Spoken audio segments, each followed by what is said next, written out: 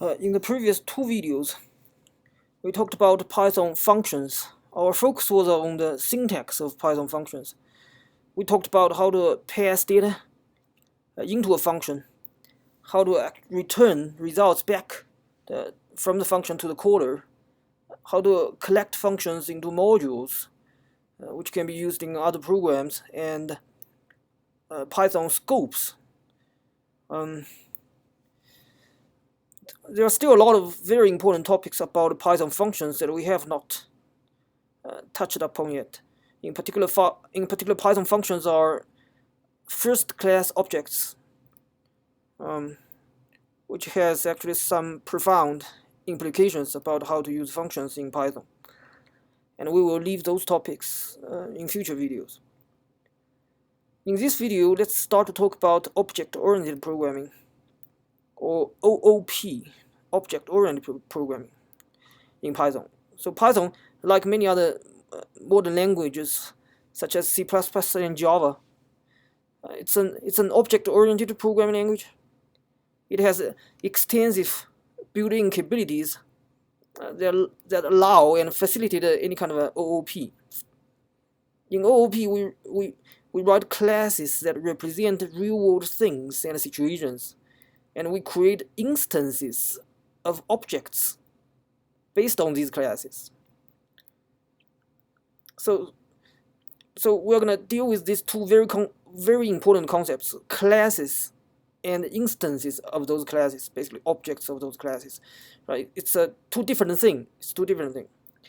And through many years of practices and developments in the software industry, people have found that this kind of object-oriented programming is not only one of the most effective ways for modeling real-world situations in a computer, but also the most important technique for the so-called code reuse.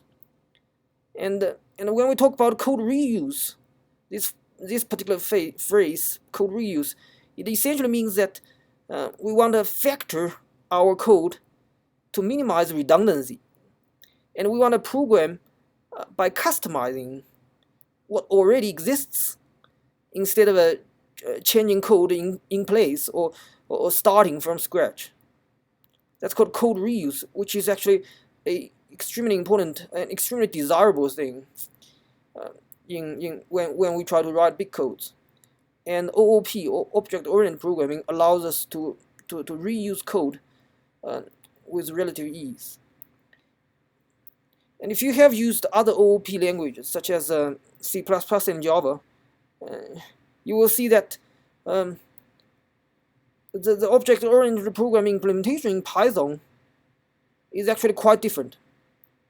In fact, at least in some aspects, Python's OOP implementation is simpler and more direct in some aspects, right? If you understand how Python implements OOP actually, and to understand how Python handles OOP,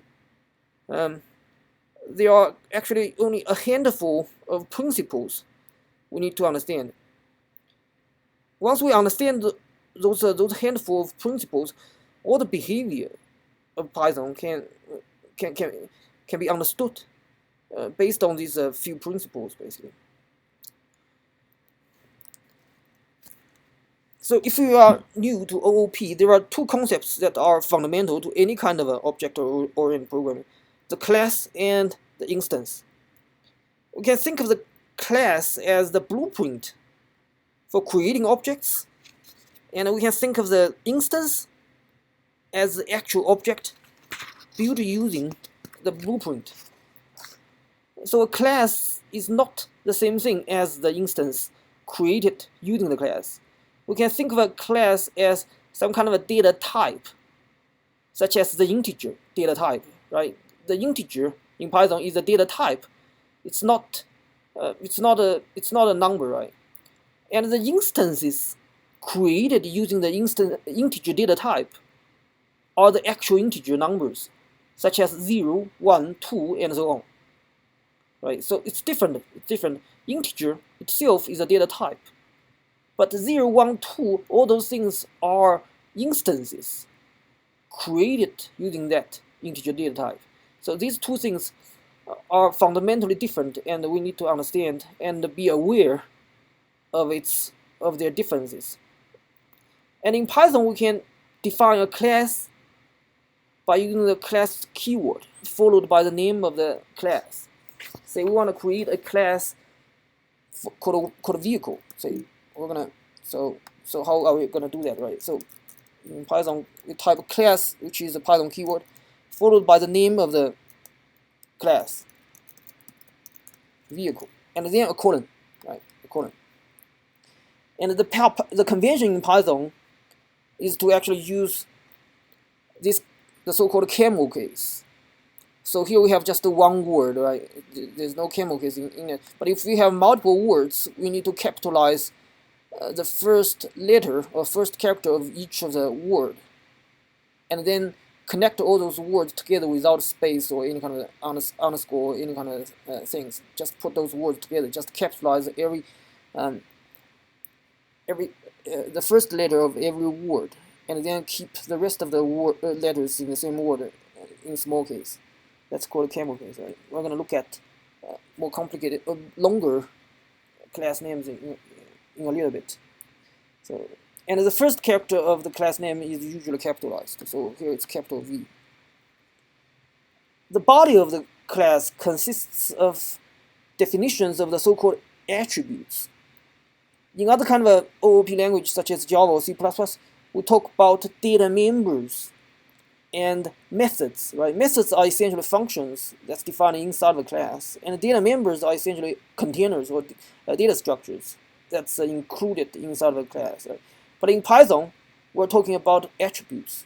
We're talking about attributes. So those attributes can be, you can think of them as data members, but you'll see that there are some subtle differences.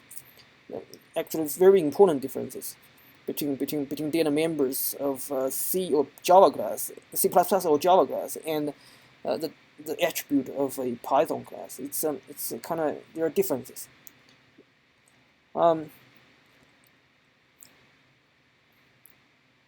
So the body of the class usually just follows the so-called definition line. This is a definition line, right? And the body of the class must be indented. You must have an indentation in front of every line inside of the body, right? And but for now, let's just create a class with nothing in it at all, and we can do that by writing the Python keyword pass, right? So here the pass keyword is just a placeholder statement, indicating that we don't have anything to code. We don't have any code to write, basically, right? It's a placeholder. So if we run this piece of code, let's just run it. Right, and this is the variable explorer. This is the variable explorer, yeah. And inside of this variable explorer, we will see that we have a new variable with the name vehicle, and the type of it is called type. Right. So vehicle is actually a variable. And the name of this particular variable is called vehicle with a capital V. And the type of this particular variable is called type. So vehicle is actually the name of a variable with a type of type. Right? Looks like it's a kind of weird thing, right? But it's actually quite important for us to understand that the vehicle here that we are using here is actually the name of something that's called a class object, right?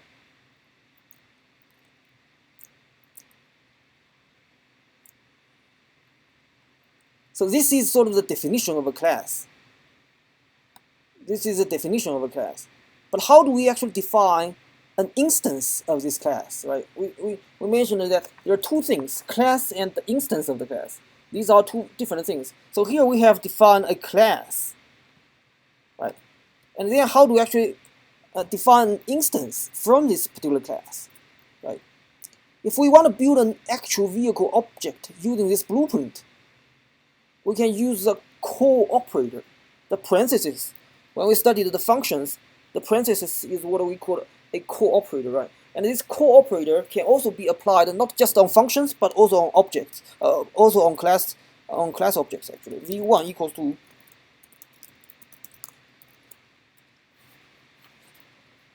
so here we are applying the cooperator, which is the parenthesis, to the name of the class. The name of the class, right? And then the return value from this call is being assigned to the name v1. And if we run this piece of code, now we see in the variable explorer, we're going to see two variables, two objects basically, right?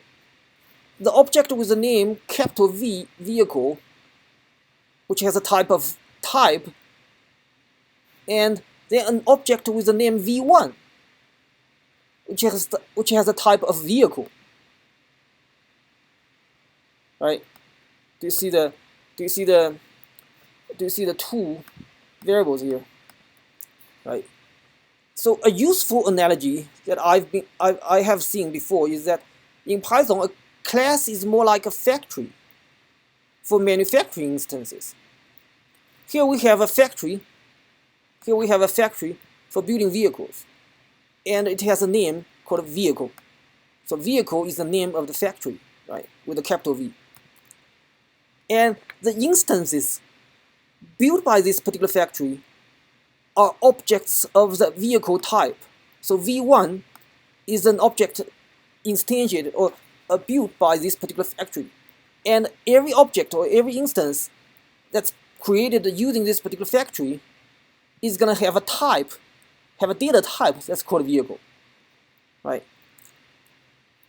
And a fundamental difference between Python and other kind of object-oriented programming languages such as C++ and Java is that in Python, the factory itself is also an object. And the name of the so-called class object is the name of the class. So the first principle in Python is that a class is also an object, a class object.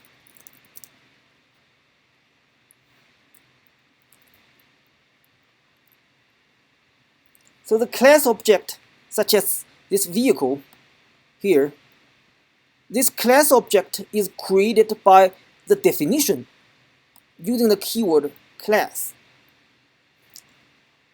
And the instances of this class object or vehicle objects, right? The instances such as v1 here, right?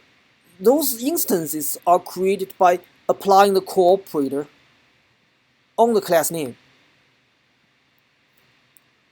right? So these two things in Python, they are created in different ways, right? The class object itself is created by the definition, right? When Python executes this particular definition, it's going to build a class object, right? And then the instances of this particular class is going to be created by calling the class, by applying this cooperator on the class name, right? And all those instances created are going to have the type that's given by the name of the class. That's the vehicle type. So these two things are created in different ways. They are created in different ways, right?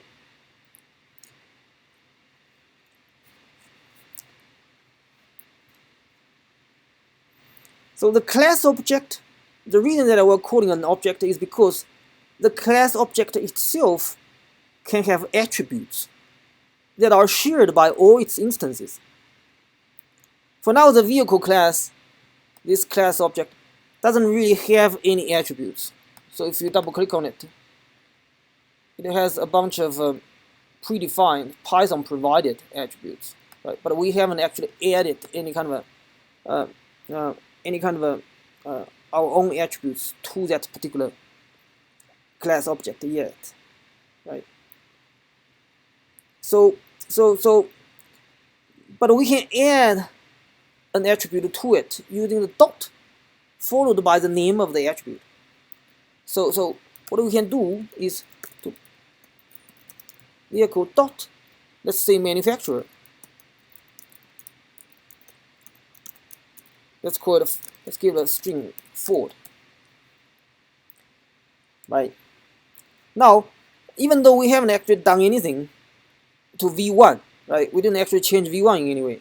All we have done is to actually edit one attribute to the class object vehicle with a capital V, right? By using the dot. If we try to access or reference the attribute manufacturer using V1, for example, we will actually be able to get the value. So suppose we do print V1 dot manufacturer, and let's run it, and it's gonna print Ford. See, even though we didn't actually add the attribute manufacturer to V1, it's being added to the class object, capital vehicle, right? But on the instance instantiated from the vehicle, we're seeing the manufacturer attribute. The reason is that V1 is actually an instance of vehicle, so it inherits all the attributes of the vehicle class object. And if we create another instance, say V2 equals to also vehicle. Right? If we create another object called V2, right? And then if we try to access V2's manufacturer,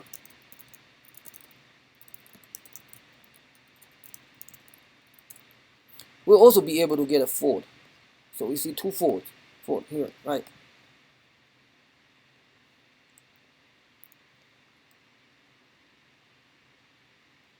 Now suppose we define the attribute manufacturer not only on the class object, which is capital V here, capital vehicle here, right? But also on the instance objects V1 and V2, what will happen, right? So suppose we do something like V1.manufacturer. Let's assign a new value to it, GM. V2.manufacturer equals to Dodge. Then what's going to happen, right? What's going to happen? So if we try to access the manufacturer attribute on V1 and V2, and also the manufacturer attribute on the class object vehicle, this time we're going to have different values. So let me print some divider first. And then we're going to print V1 dot menu.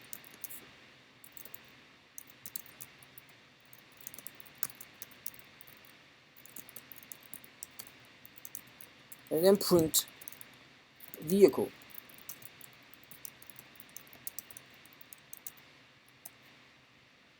Right. So what's gonna happen? What's gonna happen if I run this piece of code, right? So V1's manufacturer is gonna be GM. V2's manufacturer is gonna be Dodge. And then the manufacturer attribute on the vehicle class object, it's still gonna be Ford. Right? By assigning manufacturer attribute to V1 and V2, these two instances of vehicle, it's not going to change the manufacturer attribute that's defined on the class object vehicle. So what exactly is happening here? What exactly is happening here? So the class object vehicle that's defined here, right? This class object can have attributes. Right? And then the instance objects, V1 and V2, these instance objects, constructed from the class object, can have their own attributes with the same name but different values. So what Python does is that whenever it sees a reference to a particular attribute, say manufacturer here, right? Python sees a reference to a particular attribute, right? We're trying to access that particular attribute. So it will first examine the instance object. So it's going to first examine v1 basically. If it finds the definition of this attribute inside of this instance, it's going to return the value of the instance attribute right away. But if it cannot find a definition of this particular attribute inside of the instance, then it will examine the class object used to construct this instance, which is actually the vehicle class object here. So if we look at this diagram, let's draw a diagram about what exactly is happening, right?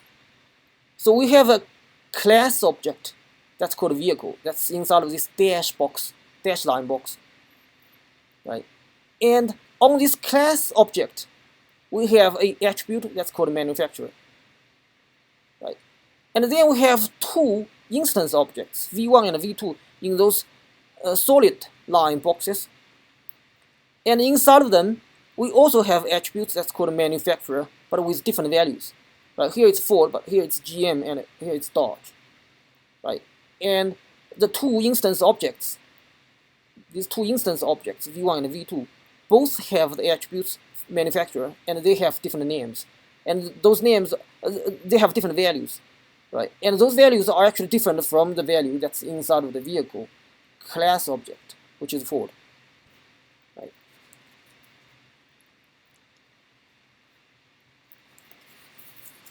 So what Python does is that it's gonna, so suppose we're accessing v1.manufacturer, right?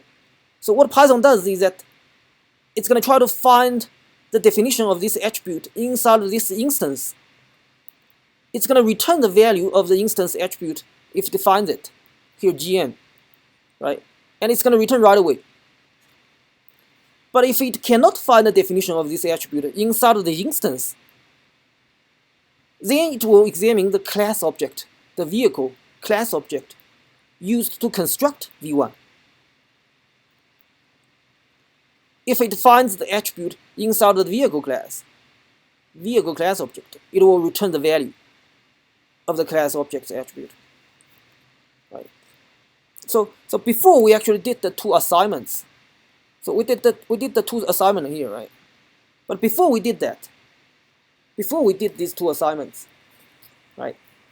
Before we did these two assignments, the printout was Ford, right? Before we did these two assignments, print v1.manufacturer and print v2.manufacturer, both of them actually return Ford, right? So what Python actually does is that it examined the v1.manufacturer but didn't find anything. It didn't find the attribute. So it goes back to the vehicle class object. It found the manufacturer attribute in the class object and returns the value, which is Ford.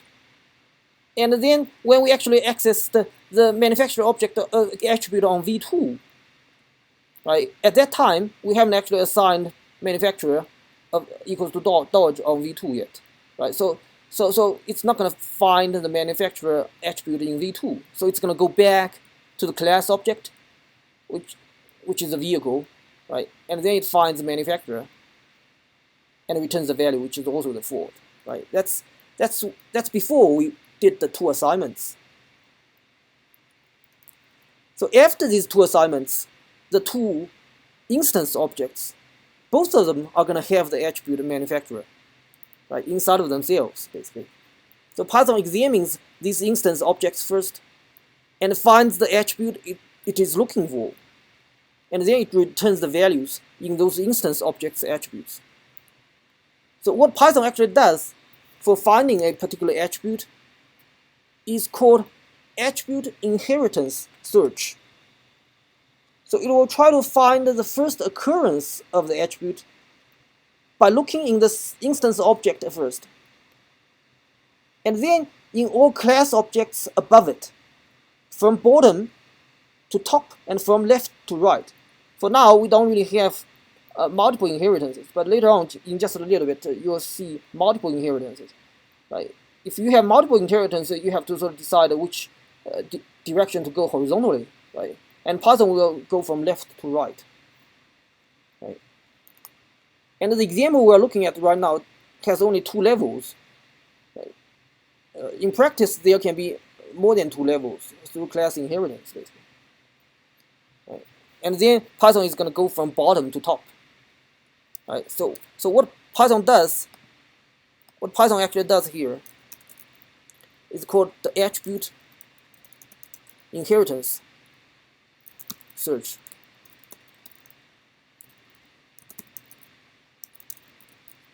It's called attribute inheritance search. Right. So now we have only 2 levels, right? The class object and then the instance object. That's derived from that's constructed by the class object, right? But now let's look at the class inheritance, and that's gonna add more levels to our code, add more vertical levels to our code. So besides serving as factories for generating multiple instance objects, classes also allow us to reuse and make changes through a process that's called inheritance. So suppose we would like to create a car class by inheriting from vehicle class. Then the vehicle class is then called the superclass, and the derived car class is called the subclass, right?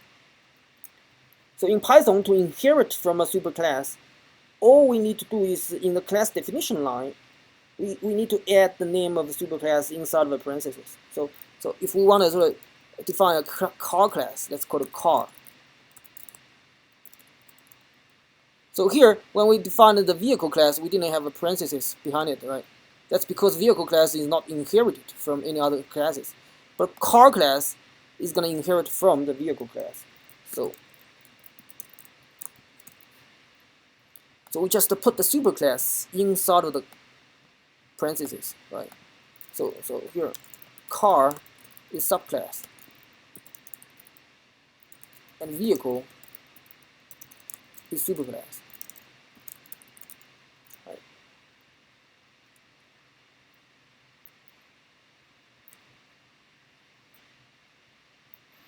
And inside of the car class, let's introduce mile per gallon, or MPG. Let's give the number 50. Right. Again, that's an attribute that's defined on the class object.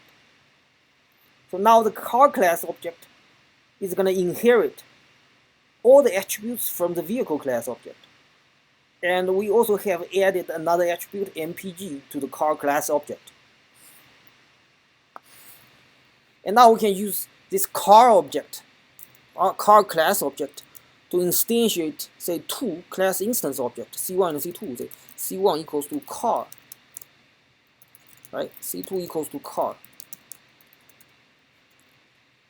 And then on the instance object C2, we can define another MPG. Let's give it like 20 or something, right? So now we have we can try to reference different attributes and see how Python does the attribute inheritance search, right? So let's still print a divider first, and then let's print C1 dot any sure, right? And then print C1 dot MPG, and then print C2 dot manufacturer, and then print C2 dot MPG, right?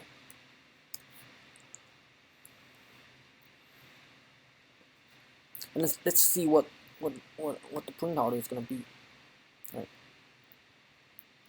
So the printout is here. So C1 dot manufacturer gives us Ford.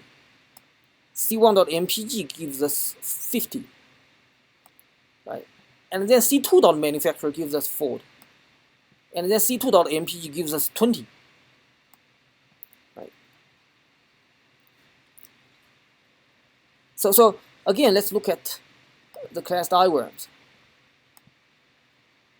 So now we have a vehicle class, right? And we have V1 and V2 that's kind of instantiated or created using this vehicle class object. And then now we have a car class object, which inherits from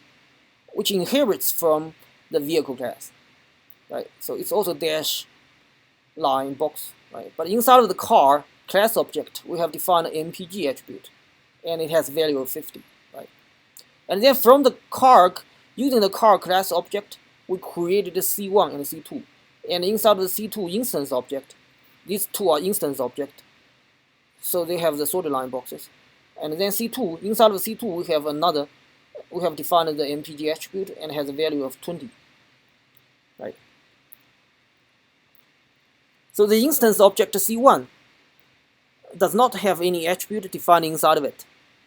So when we try to access the manufacturer attribute, Python is going to follow the inheritance chain and looks at the class object car, which is used for creating C1. But it cannot find the manufacturer attribute inside of the car class object either. So it follows the inheritance chain again to look at the class object vehicle, which the car class inherits from. And then it finds the manufacturer attribute inside of the vehicle class object and returns the value, which is Ford. Right? So that's why it's actually returning Ford. Right?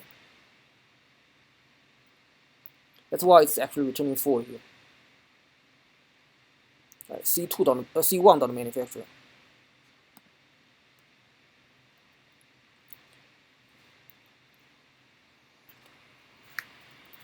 And the C1 instance object does not have the attribute MPG inside of it either. So Python is going to follow the inheritance chain to examine the car class object. And it's going to find the MPG attribute inside of the car class object. So it's going to return the value, which is 50. Right? That's why it's printing out 50 here. Right? And the C2 instance object also does not have the manufacturer attribute. So Python is going to follow the inheritance chain to car and then to vehicle, and then it's going to find the attribute of the manufacturer, and it's going to return Ford. The C2 instance object has its own MPG attribute. So Python is going to find it inside of the instance object, and then it's going to return right away without even looking at the car class object. So that's why the last printout is actually 20. Right? So C2 MPG.MPG actually has a value of 20. That's because Python is actually returning the MPG or multiple-gallon attribute inside of the C2 instance. We created the MPG instance inside of C2 on this line. Right? C2.MPG equals to 20, which is going to create the instance object MPG, the attribute MPG inside of the instance object. Right? And so during the attribute inheritance search, Python will return the value that's closest to the bottom of the inheritance chain. So here we have multiple levels, and you can sort of see Python is always going to return the value that's closest to the instance, actually, to the instance through which we're actually accessing the particular attribute. So here we have the MPG attribute defined both on the instance object C2, right, and the class object car. And Python actually returned, when we actually try to access the MPG attribute on C2, Python actually returned 20. That's the value defined on the that's the value for the MPG defined on the instance object C2. Right. And Python also supports multiple inheritance, which means that a class object can inherit from multiple superclasses at the same time. So now let's define an electronics class object with two attributes, manufacturer and battery.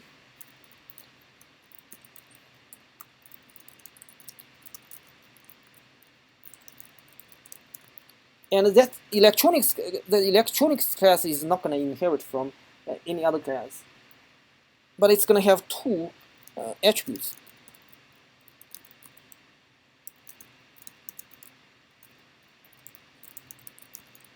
The manufacturer and then the battery. Let's give it a number 100. Right?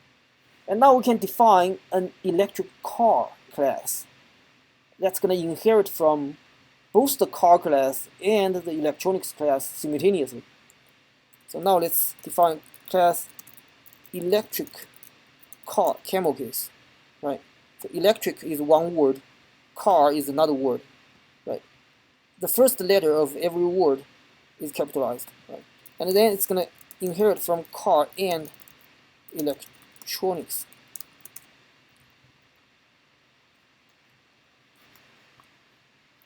And then inside of the electric car, we're going to write MPG equals to not applicable. So inside of the electric car class object, we have defined the MPG attribute and assigned the string value not applicable, or NA. We must pay close attention to the order of the two superclasses inside of the parentheses on the definition of this electric car here.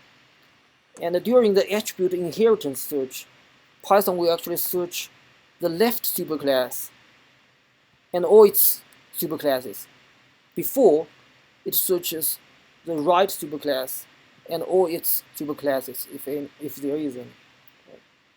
And now we can use the electric car class object to create an instance object, and let's call it E1.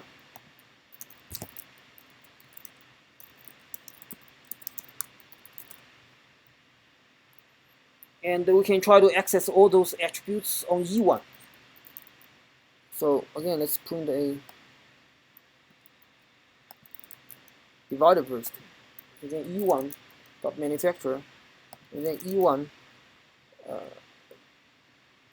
Let's call it battery, and then E1 dot MPG. Right.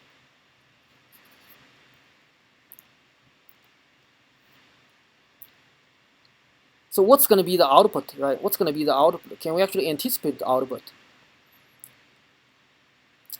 So my I can tell you what the answer could be. So the manufacturer on E1 for the printout, it's going to be Ford, and then for the battery, it's going to be 100, and for the MPG, it's going to be the string not applicable, NA here, right?